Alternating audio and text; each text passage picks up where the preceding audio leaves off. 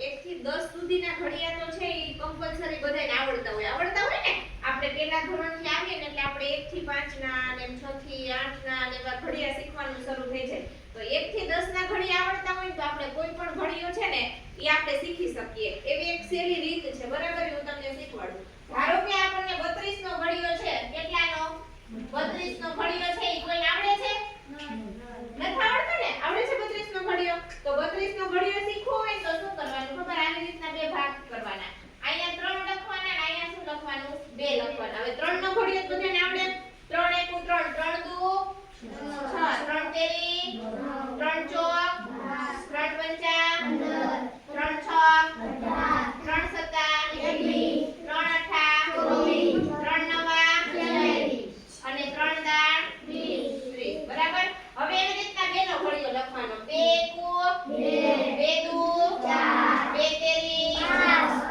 2 તેરી 6 2 ચોક 8 2 પંચા 10 2 છ 12 2 સત્તા 2 અઠા 2 નવા 18 અને 2 દાળ 20 લખાઈ ગયો આવી રીતના 3 નો ઘડિયો લખ્યો અને 2 નો ઘડિયો લખ્યો હવે આપણે અહીંયા બાજુમાં 32 નો ઘડિયામાં જે આવશે ને એ આવી જાય ચાલો શું કરવાનું આ 2 ના 2 રાખવાના 3 ના 3 પછી 4 ના 4 અને 6 ના 6 6 ના 6 અને 9 ના 9 હવે અહીંયા બે રકમ આવી ને અહીંયા એક રકમ આવી તો શું કરવાનું તો કે 8 ના 8 અને 12 ના 12 જ આવશે પછી અહીંયા હવે અહીંયા બે રકમ આવી અને અહીંયા બે આવી તો અહીંયા શું આવશે એકમનો અંક પહેલા મૂકવાનો 0 શું 0 અને 15 છે ને એમાં એક ઉમેરી દેવાના 15 ને 100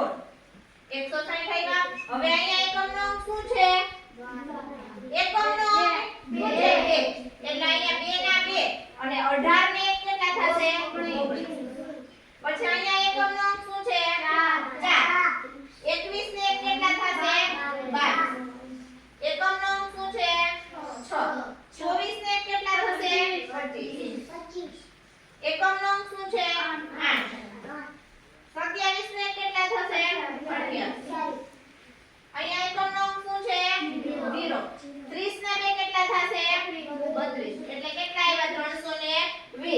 એકમનો અંક હોય ને ઈ એમને મૂકવાનો એના પછીનો અંક અને એની આગળની જે સંખ્યા છે ઈ બેનો શું કરવાનો સરવાળો એટલે આપણને ગુણાકાર ન આવડતા હોય ખાલી સરવાળાના દાખલા આવડતા હોય ને સરવાળો કરતા અને 1 થી 10 ના ઘડિયા એટલે આવી રીતના આપણે કોઈ પણ સંખ્યાનો ઘડિયો છે ઈ આપણને આવડી શકે